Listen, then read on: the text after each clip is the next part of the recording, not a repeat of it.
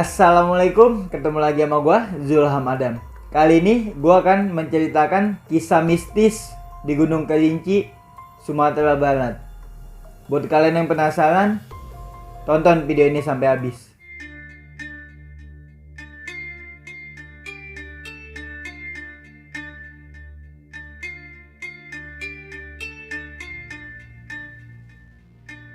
Sebelum gue mulai ke videonya, jangan lupa buat like. Dan buat kalian yang belum subscribe, jangan lupa subscribe supaya kalian tidak ketinggalan video-video terbaru dari gua. Sebelumnya, gue pengen ngucapin makasih buat Bang Ian yang udah mengirimkan pengalaman mistisnya di Gunung Kerinci melalui DM ke Instagram gua. Buat kalian yang pengen tahu Bang Ian siapa, bisa kalian cek Instagramnya ada di bawah sini. Buat kalian yang belum tahu Gunung Kerinci ini lokasinya di Kabupaten Kerinci, Provinsi Jambi, Sumatera Barat.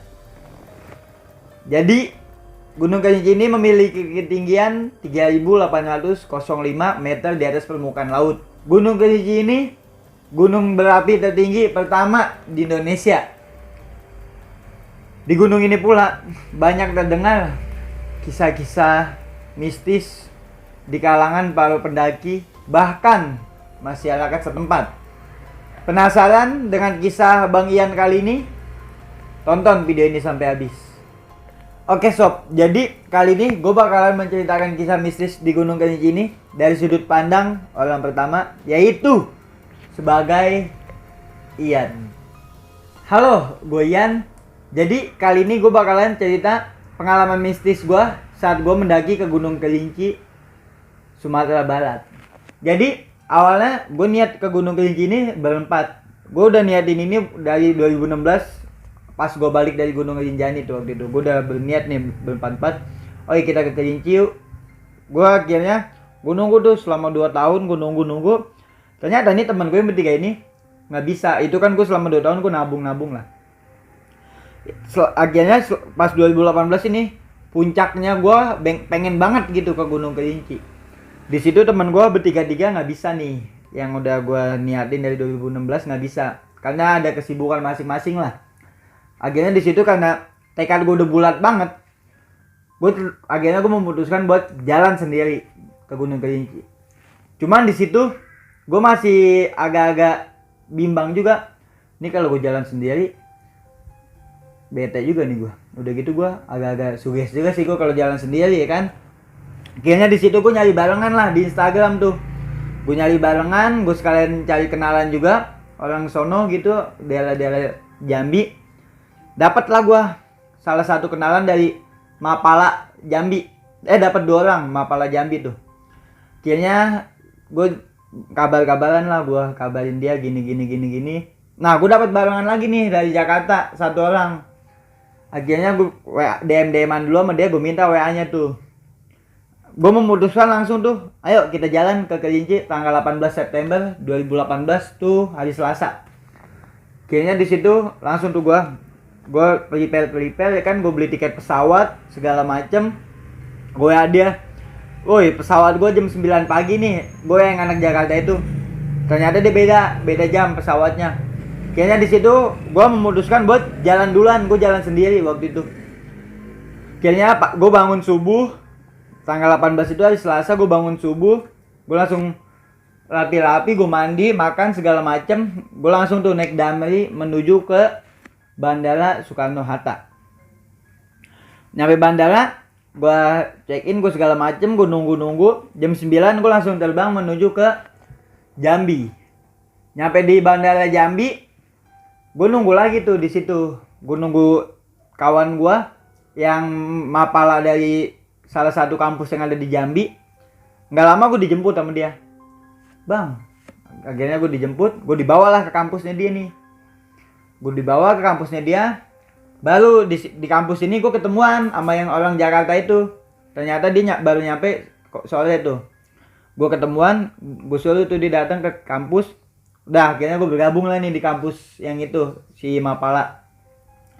Di situ gue istirahat dulu lah, habis naik pesawat gitu, capek juga. Gue santai-santai, gue istirahat, makan segala macem. Akhirnya sekitar jam 5-an gue diantarin sama dia ke travel. Jadi dia bilang ke gue, Bang, maaf ya, kami nggak bisa nggak bisa nganterin ke Kerinci. Soalnya masih ada tugas kuliah dan besok kita harus ngerjain segala macam lah gitu-gitu. Kayaknya gue bilang, iya bang, nggak apa-apa, makasih banyak ya udah nganterin kita segala macam, udah ngejamu lah. Kayaknya gue udah anterin sama dia ke tempat travel gitu. Habis maghrib, gue langsung tuh gue beli tiket bisnya. Itu bisnya waktu itu biayanya 150.000 tuh gue. Gue berdua langsung tuh gue menuju ke kota Sungai Penuh. Itu lama banget, sekitar 10 jam. Karena di situ gue butuh tenaga lagi kan. Gue tidur lah tuh malam itu. Selama di bis gue tidur, dapat makan juga sekali. Nyampe di kota Sungai Penuh itu tanggal 19 September, hari Rabu. Itu habis subuh. Ya habis sekitar subuhan lah gue nyampe. Di situ gue WA lagi nih. Jadi gue dapat Mapala juga di kota Sungai Penuh, dapat kenalan Mapala juga. Akhirnya gue bilang ke Mapala ini, Bang, kita udah sampai di kota Sungai Penuh nih, di daerah sini gue bilang gitu. Dijemput lah sama Mapala yang di kota Sungai Penuh, ada di salah satu kampus sekitaran kota Sungai Penuh itu. Akhirnya gue dijemput, dia bawa 2 motor tuh. Gue dijemput, akhirnya gue dibawa ke kampus dia. Tuh pagi gue dibawa ke kampus dia. Akhirnya gue istirahat lagi dong di kampus dia. Gue makan segala macam ya kan di kampus dia. Tidur lagi tuh gue di situ bentar, tidur lagi. Nah, siangnya gue bangun. Dia ngomong ke gue, Bang, maaf ya, kita nggak bisa nemenin nih. Soalnya kita ada tugas kuliah. Dia besok harus kuliah katanya. Akhirnya, oh iya nggak apa-apa bang. Gue memutuskan tuh buat naik berdua nih sama yang orang Jakarta. Gue naik berdua. Akhirnya gue diantarin sama Mapala ini. Diantarin ke base camp. Bukan ke base camp, ke depan pintu gitulah, pinggir jalan. Akhirnya ini naik ini aja. Naik tuh gue naik mobil kendaraan umum buat menuju ke base camp Kerinci. Nyampe base camp Kerinci itu gue ke sekitar jam 3-an. Gue akhirnya di situ di base camp Kerinci gue nyantai-nyantai dulu, gue ngurusin maksi segala macam. Nah, di situ ternyata buat menuju ke pintu limba itu masih jauh banget. Posisinya tuh dari base camp Kerinci ke pintu limba masih jauh. Akhirnya di situ gue bingung dong, aduh gue naik apaan nih. Akhirnya gue berhentiin mobil bak tuh, ada mobil bak kayak petani gitu pengen ke atas. Gue bilang, Pak, saya boleh nebeng nggak Pak sampai ke pintu limba? Oh ya boleh Mas. Akhirnya gue di situ nebeng tuh, cuman gue disuruh dulu sama dia, disuruh ngangkat panenannya ada sekitar 9 kalung apa gue lupa apa yang dipanen, gue lupa. Akhirnya gue angkat dulu dong, gue angkat. Jalan lah gue ngikut tuh langsung. Gue nebeng. Ternyata sebelum pintu limba itu kayak ada tempat simaksi lagi. Di situ gue berhenti dong, Pak, udah Pak sampai sini aja. Akhirnya gue ke tempat simaksi ini. Gue bilang, Pak, saya mau naik ke Gunung Kerinci, gini. Ditanya sama dia, kamu udah gue simaksi belum tadi di bawah? Udah Pak. Ya udah, kalau udah nggak usah kesini lagi, langsung jalan aja. Gue digituin. Di situ gue, aduh, ternyata gue kesalahan. Harusnya gue tadi nebeng langsung ke pintu limba. Akhirnya di situ gue nggak ada kendaraan lagi, dan posisinya dari tempat simak sini ke pintu limba itu masih lumayan jauh. Akhirnya di situ gue bingung dong, aduh naik apaan nih? Mobil bak udah nggak ada lagi. Akhirnya gue jalan pelan-pelan. Itu gue baru jalan bentar aja langsung ngap. Sedangkan pintu limba posisinya masih jauh. Akhirnya di situ ada bapak-bapak tuh naik motor, kayak motor-motor dulu lah itu mah. Dia naik sendirian ke bawah, dibentin lah nih sama temen gue, Pak. Temen gue ngomong, Pak, saya boleh minta anterin nggak Pak buat menuju ke pintu limba? Soalnya kita udah lumayan capek Pak, belum sampai sana udah capek. Akhirnya di situ bapak-bapaknya ngomong, oh ya udah yuk. Dia muter balik lah tuh. Niatnya dia tadi pengen ke bawah dulu, dia nganterin gue dulu muter balik. Di situ gue tumpuk 3. Ini orang baik banget. Dia gendong carrier gue tuh di depan. Akhirnya gue di tengah, temen gue di belakang nih. Gue tumpuk 3. Gue jalan tuh ke pintu limba, dianterin sama dia. Gue tuh bukti tuh naik motor dulu. Motor udah lumayan, pokoknya motor dulu lah. Gue jalan, nyampe pintu limba, gue bilang ke dia, berapa Pak? Gue tanya gitu. Dia ngomong gini, udah nggak usah. kayak sama siapa aja. Dia ngomong gitu. Padahal di situ gue nggak kenal sama dia. Gue bilang, jangan pak, nih pak saya kasih. Gue kasih duit, dia nggak mau. Udah nggak usah, kamu pegang aja. Kayak sama siapa aja. Dia ngomong gitu ke gue. Asli ini orang baik banget. Akhirnya, ya udah pak, makasih banyak ya. Dia langsung muter balik tuh. Dia langsung cabut. Gue bilang, gila nih orang baik banget. Di situ gue nyampe udah sekitar jam 4-an. Jam 4-an. Gue langsung jalan tuh. Pas nyampe, gue langsung mulai pendakian berdua.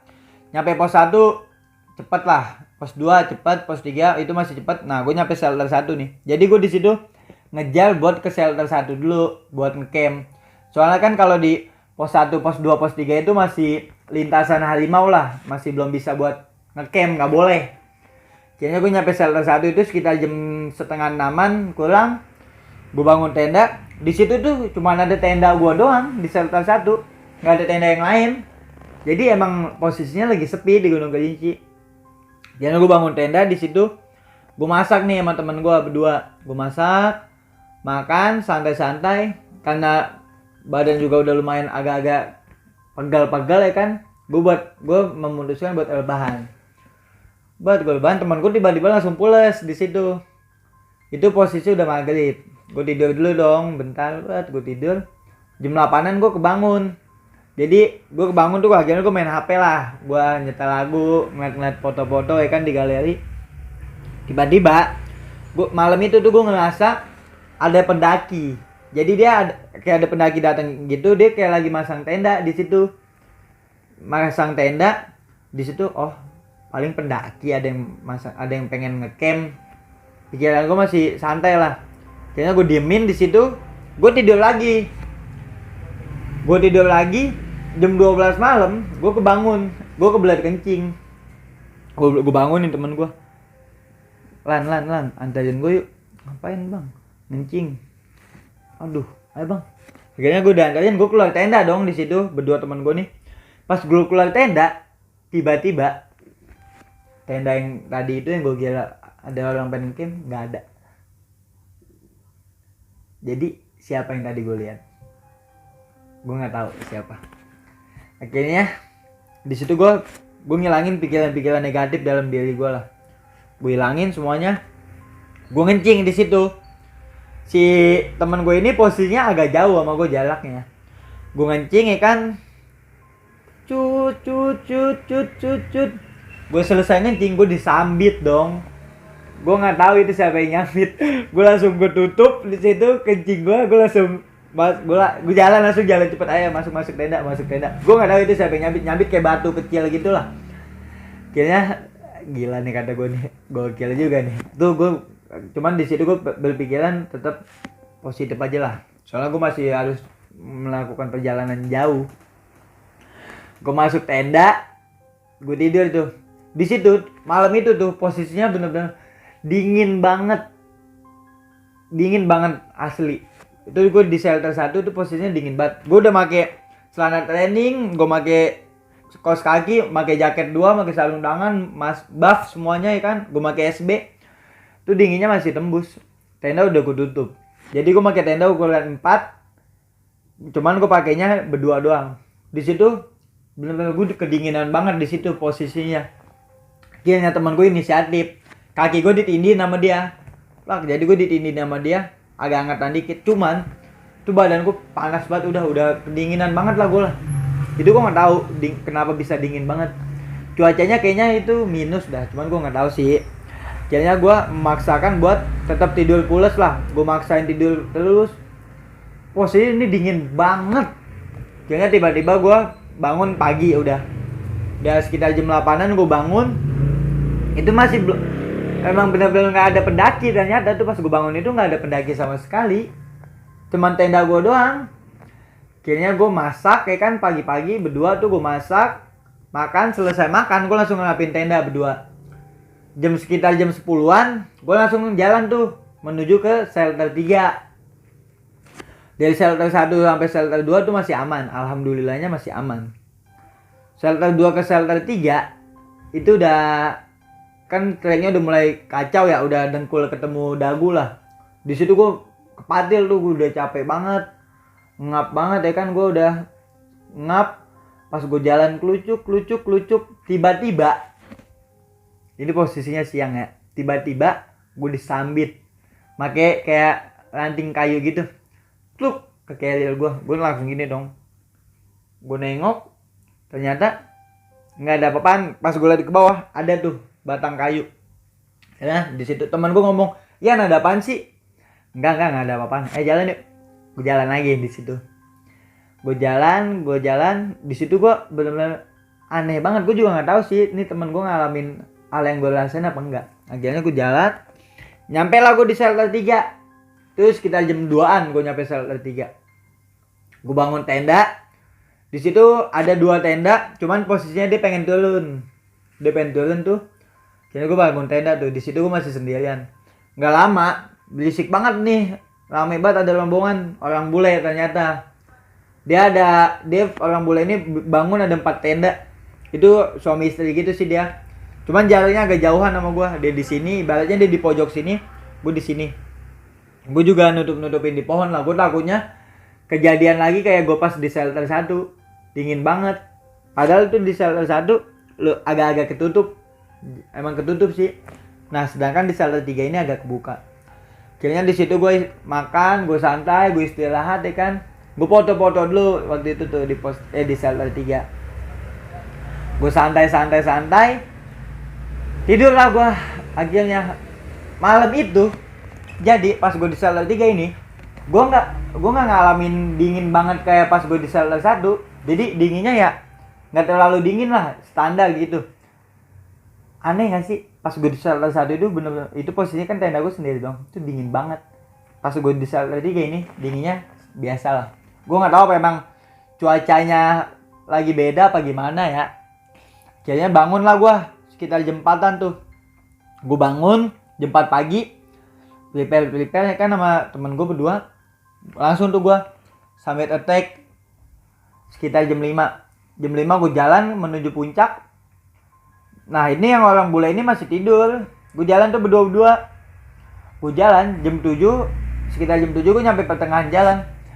Pas gue lari ke belakang, tiba-tiba orang bule itu ada. Gokil lah. Padahal pas lari gue jalan tuh dia masih tidur. Gue jalan udah lumayan jauh lah itulah. Udah lumayan jauh. Pas gue lari ke belakang ada dia tiba-tiba. Gimana? Buset, gila nih bule. Cepet juga dia. Pikir lu gitu ya kan, cepet banget dia naiknya. Emang bule rata-rata cepet sih.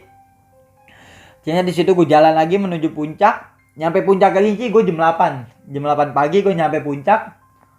Foto-foto lah di situ gue. Alhamdulillah cuaca masih agak bagus. Nggak lama tiba-tiba kabut tuh nutupin semuanya. Puncak kabut tebal banget itu mah. Di situ gue bingung, ini gimana nih? Kan mau kabut aja. Yaudah Yan, turun Yan. Akhirnya gue berdua turun tuh, memutuskan buat turun. Sekitar jam 9-an gue turun. Nyampe gue turun cepet itu, cuman sejaman. Gue nyampe jam 10-an, nyampe shelter 3 tuh. Akhirnya di situ gue makan lagi, gue packing segala macam ya kan.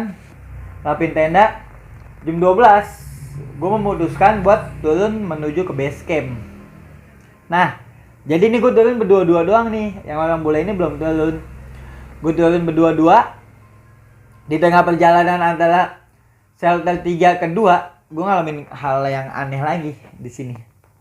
Jadi pas gue lagi jalan itu, ada orang lagi sendirian, lagi di pinggir trek gue bilang, "Misi ya mas," gue ngomong gitu.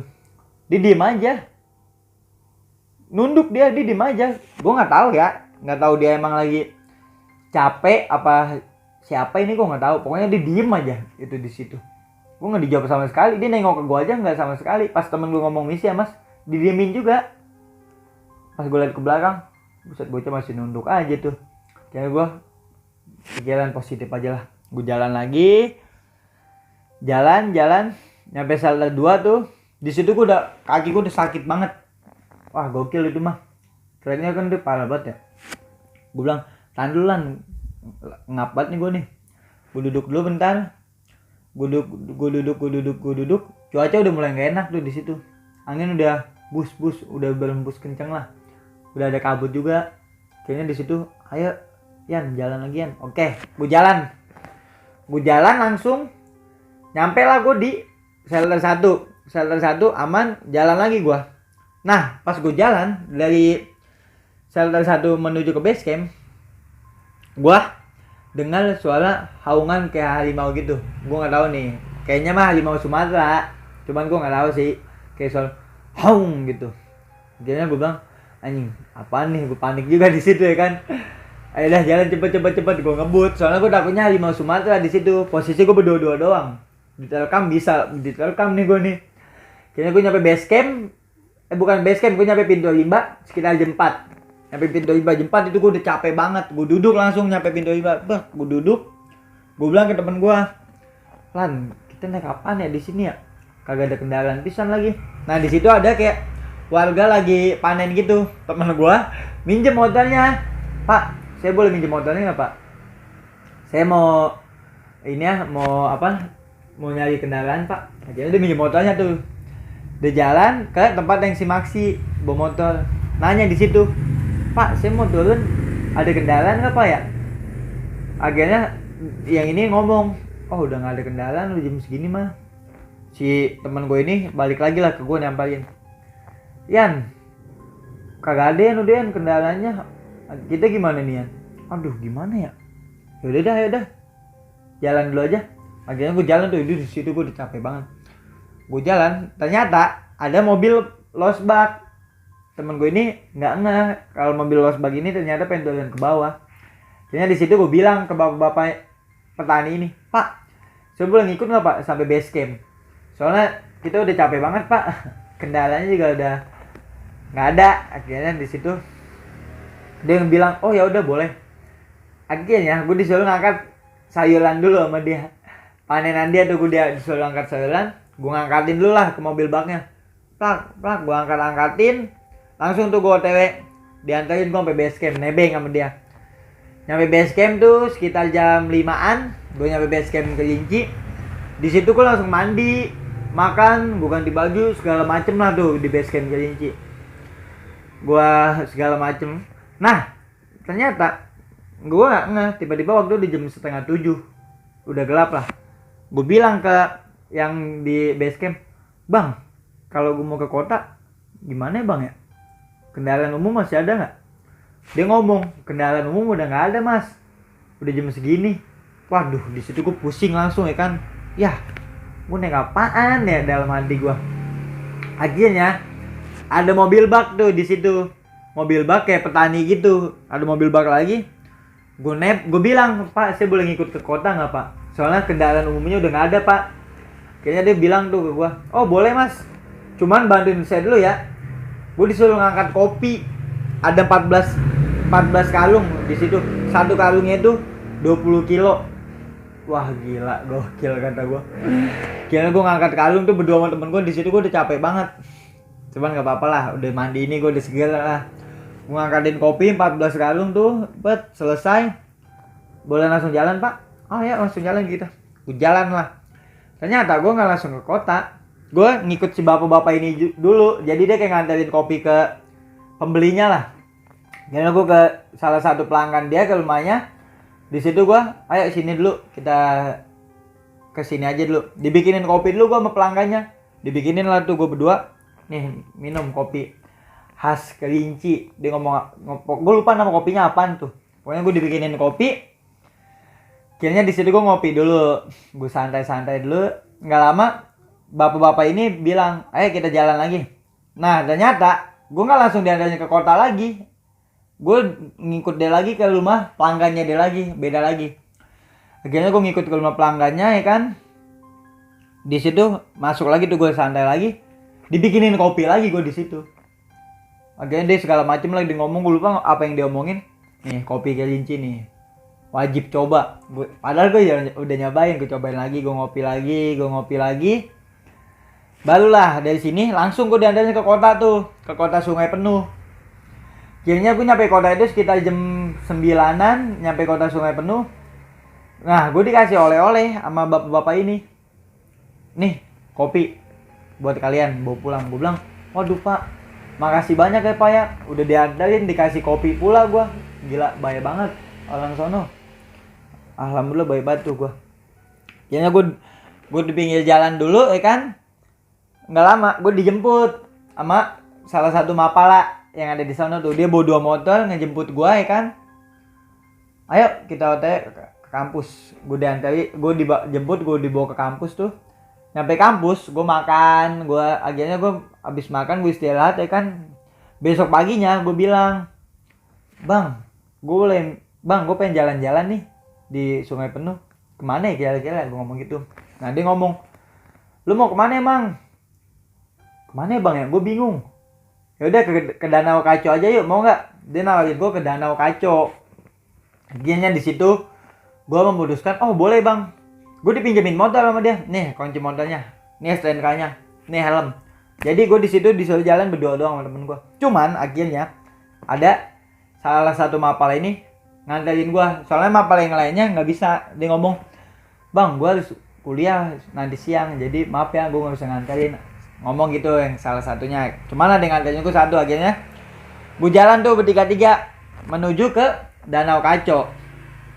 Akhirnya gue nyampe parkiran. Kan Danau Kaco agak jauh juga ya trekkingnya ya. Sekitar 3 jam. Gue jalan jam 3-an gue nyampe di Danau Kaco. Di situ gue wah gila mantep banget tuh danau. Bening banget.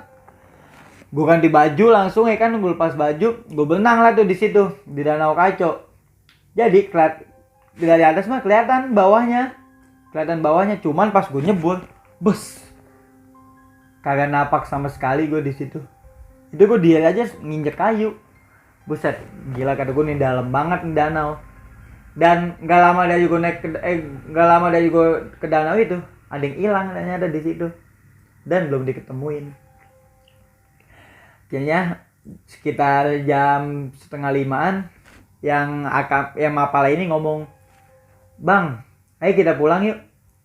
Ngeri soalnya di sini kalau makin malam takut kejadian apa-apa. Soalnya di situ di Danau Kaco ini nggak boleh lah kalau kita malam-malam di situ, masih di daerah situ malam nggak boleh katanya, kata penduduk sekitar lah.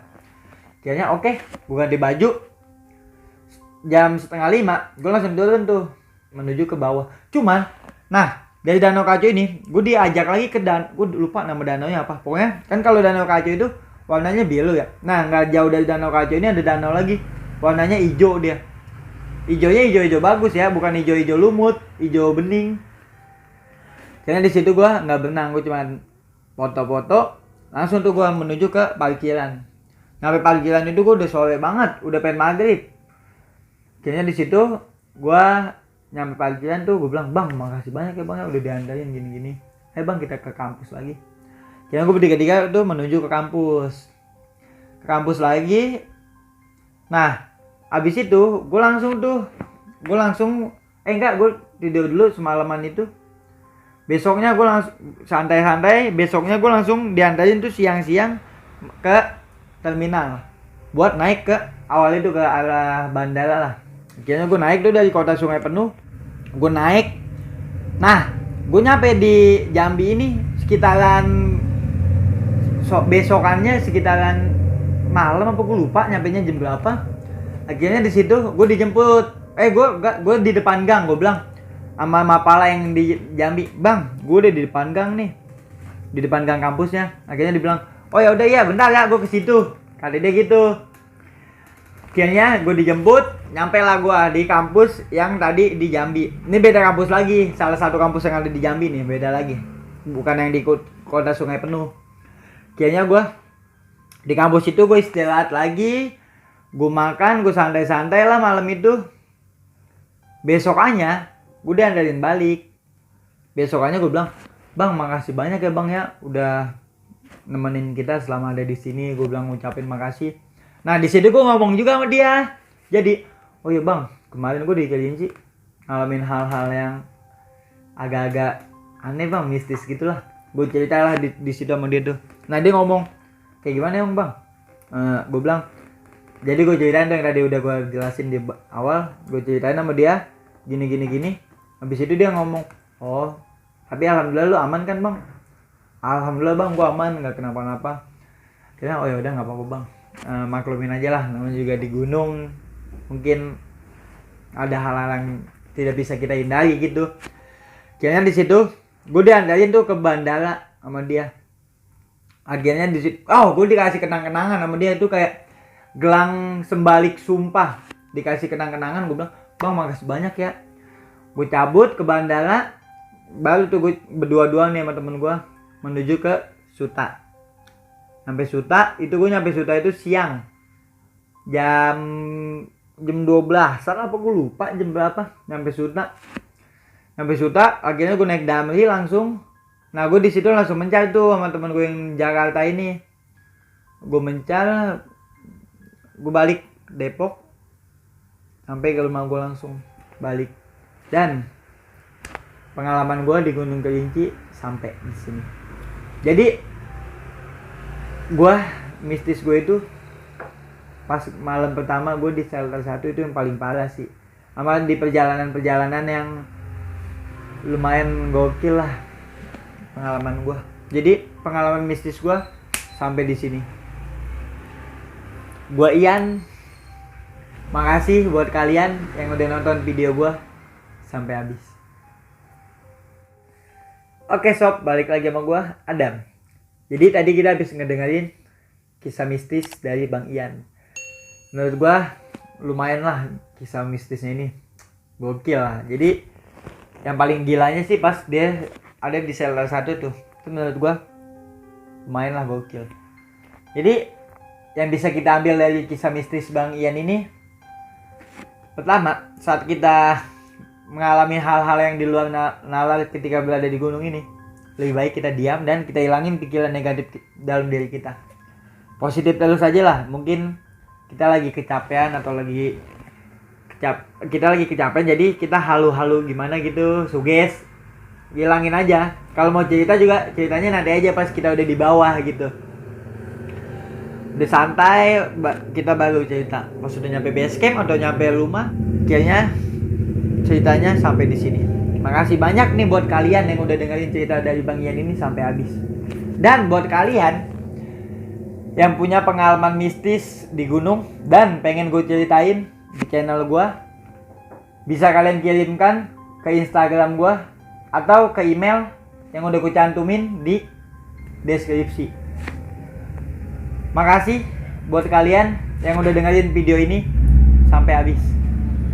Sampai jumpa di video-video selanjutnya. Gue Zulamadam.